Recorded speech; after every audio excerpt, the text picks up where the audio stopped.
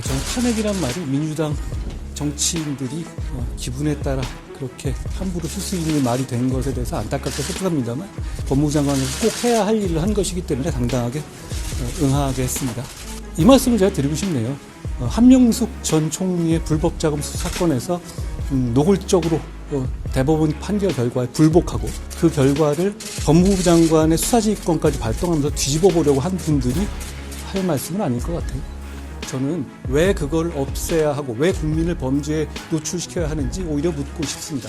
위장 탈당 등 심각한 위헌 위법적인 절차가 입법 과정에 있었다는 점을 인정했죠. 그렇다면 앞으로도 그렇게 위장 탈당시켜서 계속 입법할 게 아니라면 사과는 제가 아니라 민주당 의원들이 하셔야 한다고 생각합니다.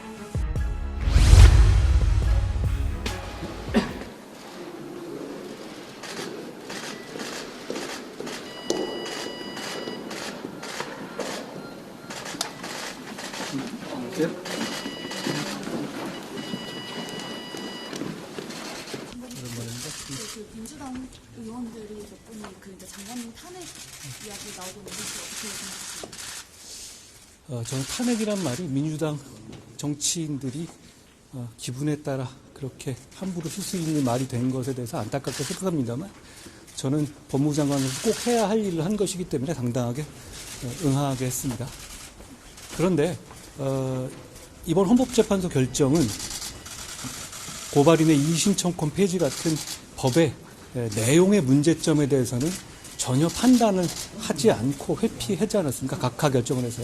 그런데 탄핵에는 각하 결정이 없습니다. 그러니까 만약에 실제로 민주당이 저에 대한 탄핵을 진행하게 된다면 그 절차 내에서 이 법이 얼마나 문제가 많은 법이고 국민에게 피해를 주는 법인지 실질적인 판단을 헌재로부터 받아낼 수 있을 거라고 생각합니다. 저는 피하지 않겠습니다.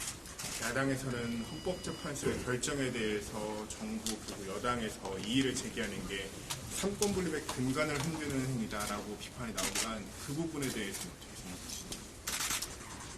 다 그 결론에 동의하십니까? 그러지는 않으실 것 같은데요.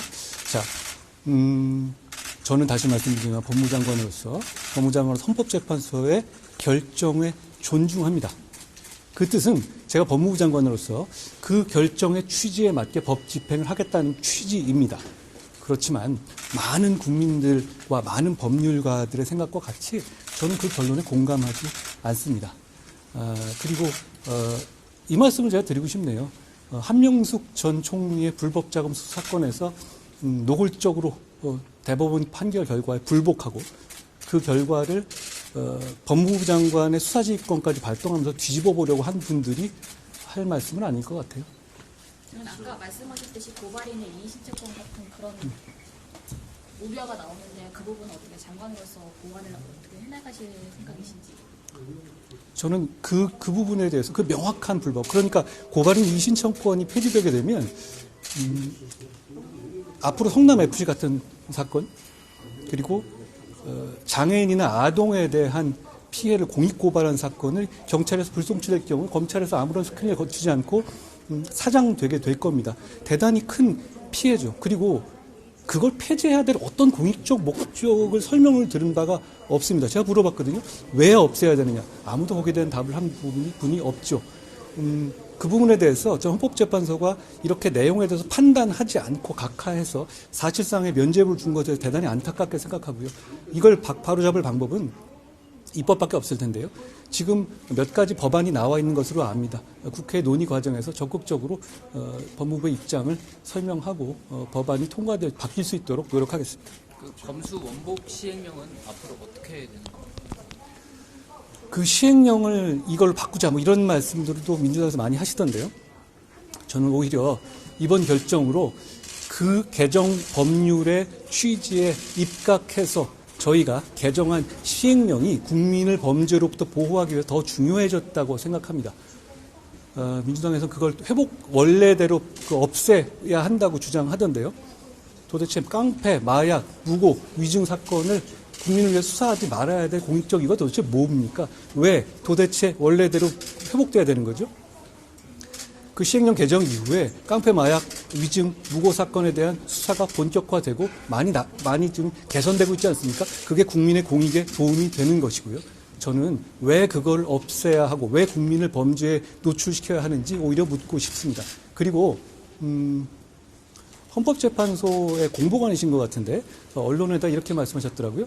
그 시행령은 헌법재판소의 심판 범위에 들어가 있지 않았고 개정 법률에 맞춰가지고 개정된 것이기 때문에 그것이 바뀔 이유가 없다고 본다. 이렇게 인터뷰한 거를 제가 봤는데요. 법률가로서 대단히 상식적인 말씀이라고 생각합니다.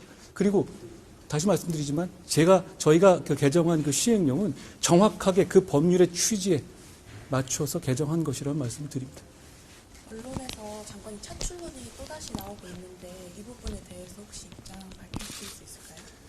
지금 보시다시피 제가 법무장관으로서 할 일이 굉장히 많고요. 저와 무관한 일이고 저는 법무장관으로서 최선을 다하겠다는 말씀드립니다.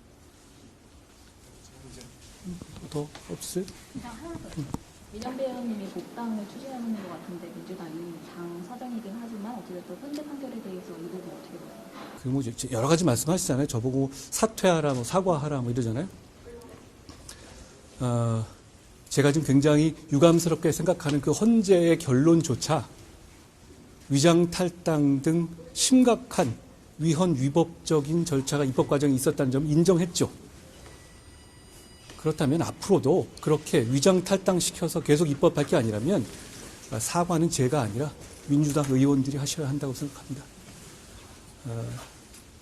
그리고 뭐 내부의 상황에 대해서는 다 국민들이 판단하시지 않겠습니까? 근데 그게 상식적인가요?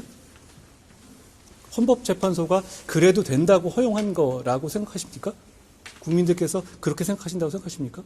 저는 그렇게 보이지는 않는데요. 다만 당내 사정이니까 법무부 장관이 언급할 문제는 아닌 것 같습니다. 고생 많으셨습니다.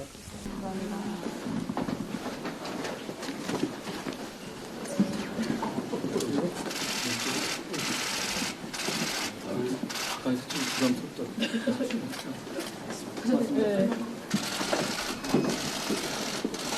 부담스럽다.